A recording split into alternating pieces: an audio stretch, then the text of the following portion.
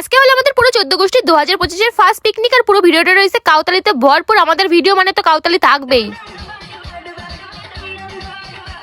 আর পিকনিকে যে ভাঙাচোরা ডান্স হয়েছে কি আর বলবো, সবাই একেবারে নাওয়া খাওয়া বাদ দিয়ে ডান্স করছে।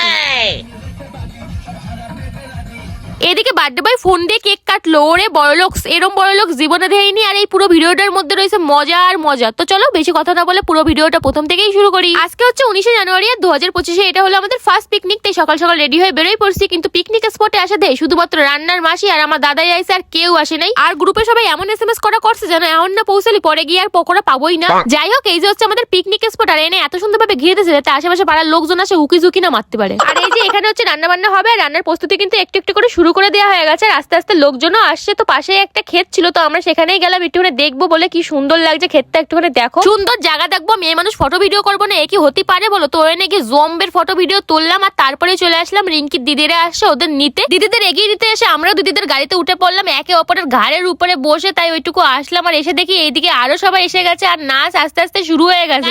আজকেই হবে ডান্স, পুরো 14 গোষ্ঠী থাকবো, সবাই মিলে একেবারে জম্বের নাচ নাচবো। বাড়ির থেকে কিন্তু এইভাবেই আইসি। আর এর মধ্যে সৌমিওর পুচকি মাকে নিয়ে চলে এসছে। পুচকি মা কিন্তু সবার কোলে যায় আর ভীষণ শান্ত। তারপর আমরা কয়েকজন মিলে চলে আসলাম মাঠে। আর এখানে কিন্তু কয়েকজন রয়েছে, সবাই কিন্তু নেই।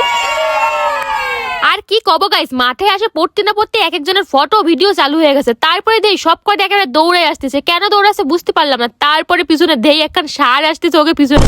সবাই একখান করে গুঁতো দিলে ভালোই হতো। আর তারপরে দেই আমার বর কন্তে গাজর নিয়ে এসে, মানে জেনে যা পাবে সব নেবে, কোনো কিছু ছাড়ার নাম নেই। তারপর রান্নার এখানে এসে দেখি প্রায় রান্না বান্না কিন্তু সব হয়ে গেছে। এখন হচ্ছে ভাত, আর আজকে রয়েছে পুরো এলাহাই কাণ্ড। যারা মাটন খাবে তাদের জন্য মাটন, আর আমাদের মতো শাকাহারী প্রাণীদের জন্য রয়েছে চিকেন। আমরা তো মাটন খাই না গাইস, কি আর কমু। আমাদের আজকের মেনুর স্টার্টারে ছিল পকোড়া, ড্রামস্টিক, আর মেইন কোর্সে ছিল বেগুনি, ভেজ ডাল, চাটনি, পাপড়, চিকেন, মাটন, যে যা খাবে। আবার মিষ্টিও ছিল। এইদিকে মাটন রান্না করছে কে একটুখানি দেখো, রিঙ্কি রান্না করছে মাটন। এইদিকে কিন্তু মাটন খায় না।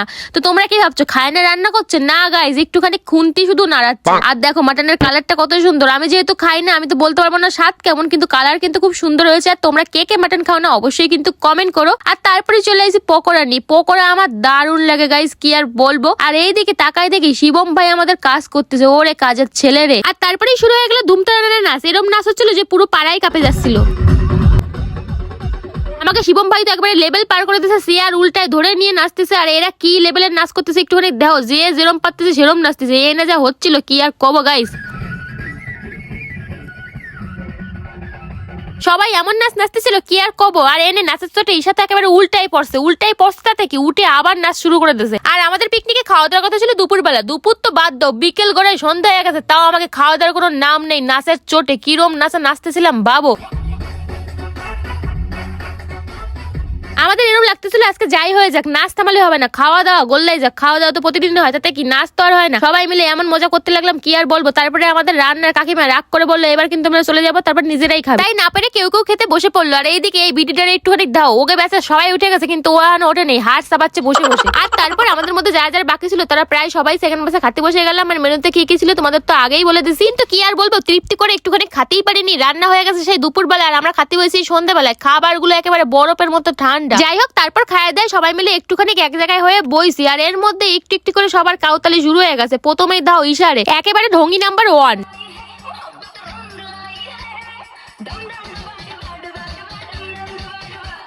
খাওয়া দেয় 2 মিনিট বসতেই পারিনি, এর মধ্যে আমাকে নাচন শুরু হয়ে গেছে। আমাকে এনার্জি লেভেলটা তোমরা একটুখানি কল্পনা করে দাও।